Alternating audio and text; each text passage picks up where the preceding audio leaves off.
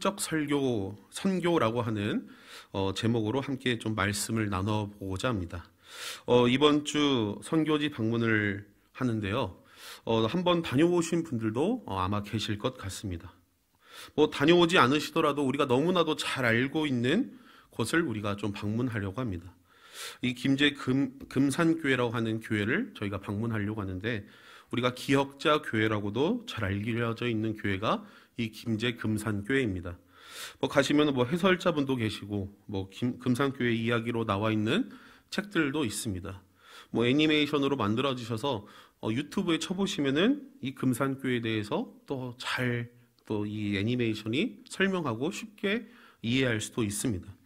또 담임 목사님께서도 설교 시간 때 자주 언급하셨던 말씀이셔서, 그 교회가 우리가 함께 가보려고 하는 교회가 이 김제 금산교회입니다.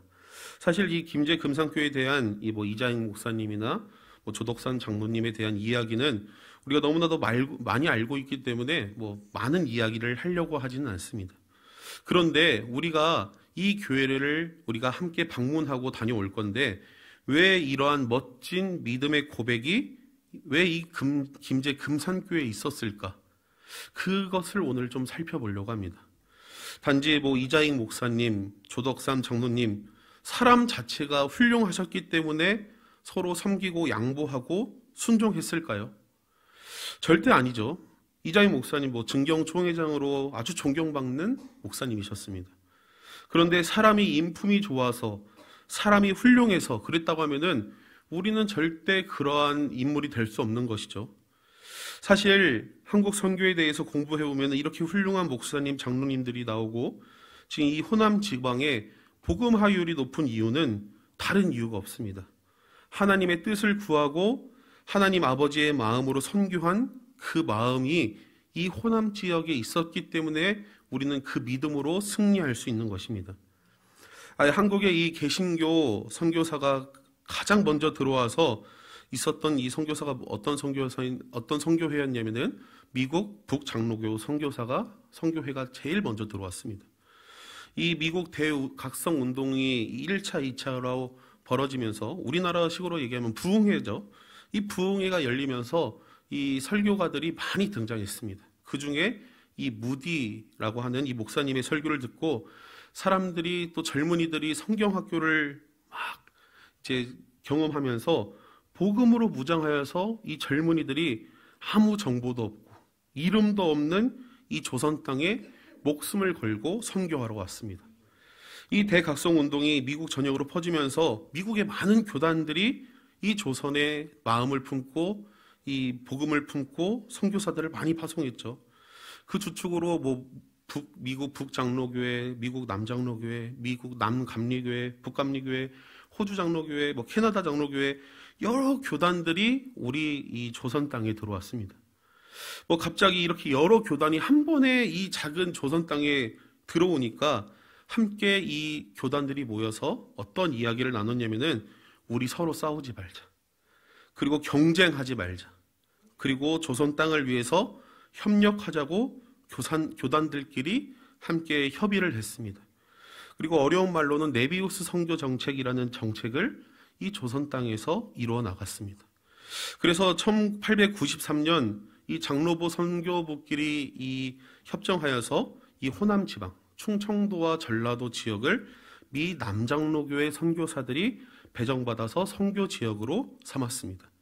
그리고 우리가 선교지를 방문하기 전에 발견해야 될 첫 영성이 바로 여기 있는 것입니다. 우리 시편 133편 1절에서 3절 말씀 함께 좀 봉독하도록 하겠습니다.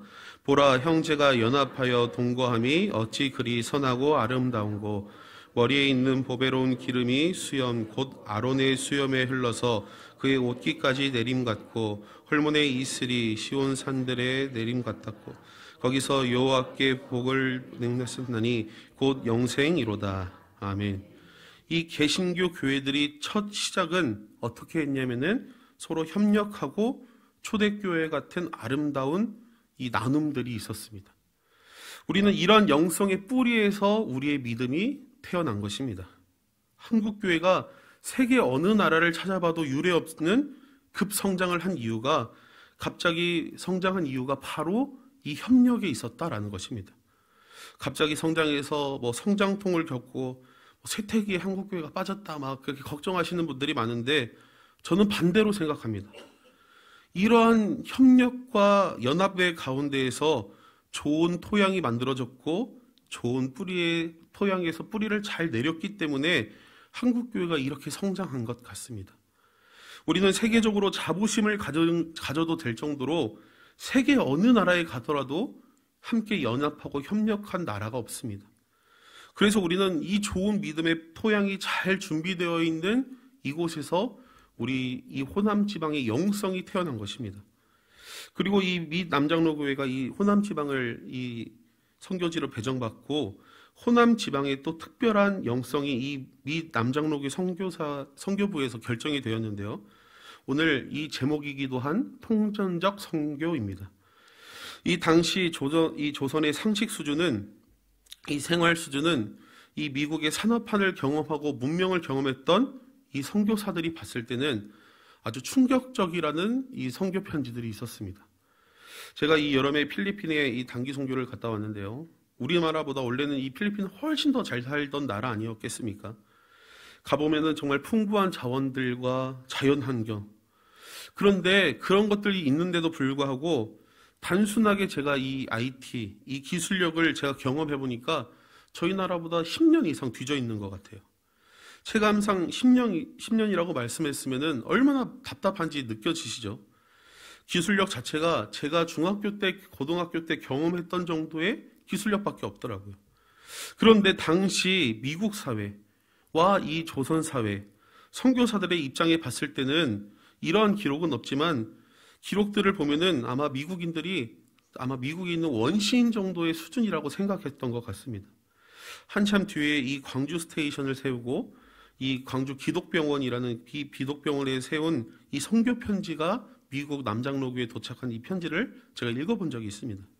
환자가 배가 아프다고 하니까 당시 민간요법으로 어떻게 했냐면은 그 환자에게 천과 철을 먹였다고 합니다. 상식적으로 말이 안 되는 거죠. 민간요법으로 그렇게 천이랑 철을 먹였다고 합니다. 그걸 먹고 배가 아프다고 더 난리를 치니까 어떻게 했냐면 그 사람이 귀신을 들렸다고 갖다 때렸다고 합니다. 실제로 편지에 적혀 있는 내용이에요. 그래 반 죽여놓고 이 사람이 살 가망성이 없으니까 이제 안 아프다고 막 하니까 병원에서 풀려난 것이죠. 그러다가 사람이 가다가 쓰러져서 그 쓰러진 사람들이 선교사님들에게 데려와서 수술을 해봤더니 위에 천 조각들과 못, 쇳덩이들이 나와서 다 제거했다라는 그 선교 편지를 제가 본 적이 있습니다. 당시 선교사들이 이러한 조선의 상황을 본 것이죠. 특히 이 호남 지역을 담당했던 이 남장로교 선교사님들이 이 조선 사람들, 이 호남 지방 사람들의 이 아픔을 보고 함께 그 아픔에 공감해주고, 그래서 단순히 선교가 교회를 짓고 복음을 전하는 것에만 끝나는 것이 아니라 조선 사람들의 짐을 벗겨주자라고 하는 슬로건을 걸고 선교했다라는 것입니다. 그래서 이 광주 호남신학대학교 이 선교사 묘역에 가보면은 이러한 슬로건이 써 있습니다. 선교사의 조선 선교의 목표 하면서 써 있는 한 문장이 있는데, 조선의 짐을 덜어주고 조선의 눈물을 닦아주기 위해가 선교의 목표라고 써 있습니다. 그 모토가 된 말씀이 오늘 함께 읽은 마태복음 11장 28절 말씀입니다. 우리 함께 다시 한번 읽어볼까요? 28절 말씀입니다. 수고하고 무거운 짐진 자들아 다 내게로 오라. 내가 너희를 쉬게 하리라. 아멘. 수고하고 무거운 짐진 자들. 여기서 수고하고 무거운 짐은 죄의 짐뿐만 아니라 인생의 최악을 경험하고 있는 이 사람들의 삶의 문제를 이 선교사님들이 직접 봤다라는 것입니다. 이들의 삶을 보니까 사람의 존엄성이 없습니다. 무너져 있습니다. 열심히 사는데 회복될 것 같다라는 느낌이 안 들어요. 그래서 무엇을 했냐면은 교회를 짓기 전에 학교를 지었습니다. 그리고 여성들을 모아서 훈련했습니다. 매일 제사 지내고 밥만 하고 시집살이 하던 여성들을 교육하였습니다. 그런 묶임의 굴레에서 벗어날 수 있도록 교육한 것이죠. 죽은 조상이 복을 주는 것이 아니라 하나님 아버지를 믿으면은 죄의 굴레에서 벗어날 수 있다. 이 교육을 한 것입니다. 그 복음을 이 여인들에게 전한 것입니다. 여성의 인권과 여성의 존엄성을 높이기 위해 복음을 전하고 한글을 가르쳤습니다. 옛날에는 여자로 태어난 것이 죄악되었던 시기였습니다. 남자는 하늘, 시어머니는 우주, 제사는 완벽하게 라는 이야기가 있다고 합니다. 이게 평생의 여성들의 사명이었습니다.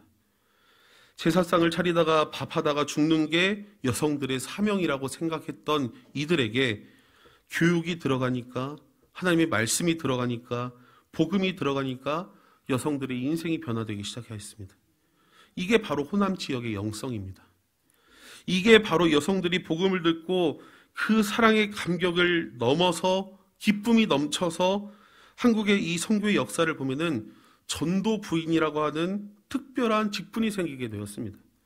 지금은 신방 전도사 정도의 위치 정도라고 생각하면 될 것 같은데, 이 여성의 위치가 바뀌어서 직분이 생긴 놀라운 일이 이 한국 땅에서 벌어진 것입니다.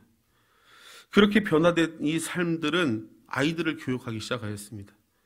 선교사들이 지은 학교에 아이들을 보내어서 한국어로 성경을 읽게 하고 영어를 가르쳤습니다. 그리고 선교사들이 교육하다 보니까 조선 사람들이 의료 혜택을 못 받는 겁니다. 그래서 간단한 감기가 걸려도, 정말 간단한 이 영양제 하나만 먹어도 살 수 있던 사람들이 약조차 없어서 죽어가는 모습들을 보고 병원을 지었습니다.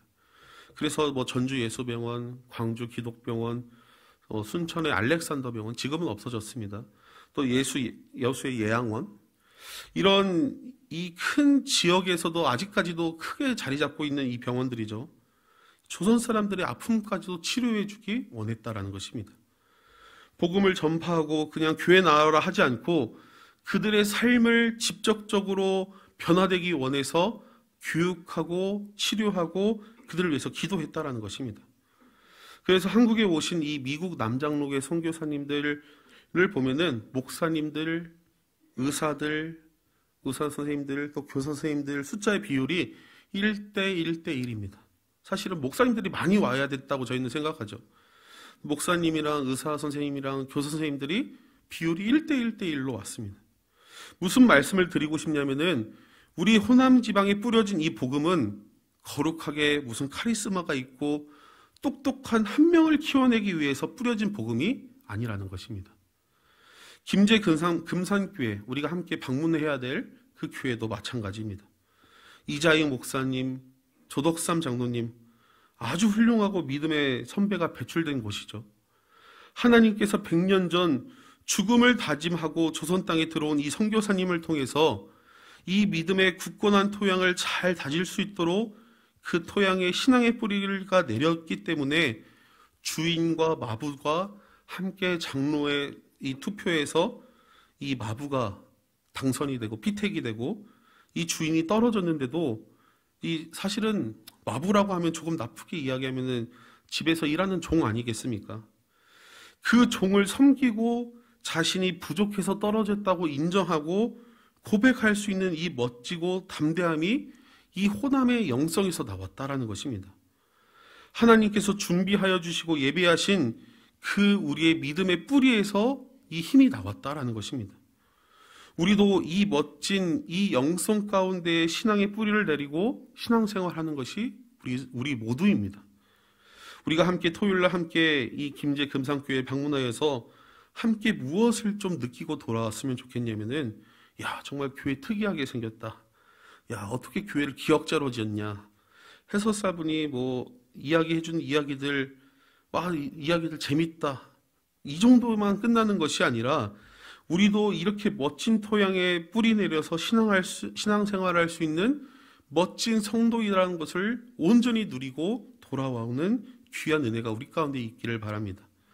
나의 신앙이 연약해졌다면은, 나의 믿음이 예전에 젊었을 때보다 열정이 없었다면은, 내가 이렇게 하나님의 놀라운 계획 가운데에 100년 전에 믿음의 단단한 이 토양 가운데 신앙생활하고 있다는 그 담대함으로 나아가는 귀한 은혜가 우리 가운데 있기를 원합니다.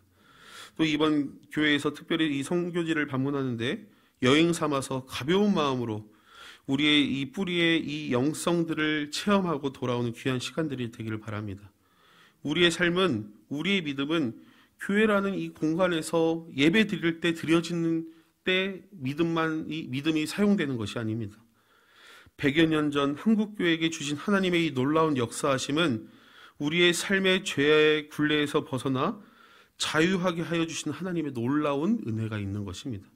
그래서 세상에 나아가서 그 믿음이 사용되어야 되는 것입니다. 우리가 함께 눈으로 확인해 보며 다시 돌아와서 또 말씀 앞에서 다시 하나님이 주시는 그 놀라운 은혜로, 오늘도 새벽에 코람데오 신앙에 대해서 우리가 함께 말씀을 들었죠. 다시 하나님 앞에서 우리가 거룩해지는 귀한 은혜가 우리 모두 가운데 있기를 바랍니다. 유럽에 다녀오신 분들을 보면은 한 일주일 있어 보니까 그 건물이 그 건물 같고 그 건물이 그 건물 같다라고 하시는 분들이 많이 있습니다. 의미를 모르면은 그냥 회색 건물이죠. 다 같은 회색 건물이어도 의미를 알고 보면은 그 안에 귀한 것들이 있는 것입니다. 김제 근산교회도 그냥 의미를 모르고 보면은 야, 저 시골 교회에 총회장이 나왔다. 아, 정말 특이하게 생겼다. 야, 기억자 교회가 어떻게 저렇게 생겼냐. 야, 그렇게만 하고 돌아올 것이 아니라 우리는 이번에 단순히 건물만 보고 돌아오는 게 아니라 우리의 믿음의 토양이 무엇인지 한번 느껴보고 100년 전 하나님의 뜻이 과연 무엇이었나 생각해보는 귀한 은혜가 우리 모두 가운데 있기를 소망합니다. 특히 이 호남 지방에 주신 하나님의 거룩한 사명이 무엇인지 잘 생각해 보면서 오늘도 거룩하게 살아가는 귀한 은혜가 우리 성교회 모든 성도님들 가운데 있기를 소망합니다. 함께 우리 주 임재 안에서 우리가 함께 찬양하시면서 이 시간 우리를 구원하신 그 하나님을 온전히 신뢰하며 찬양하며 나아가도록 하겠습니다.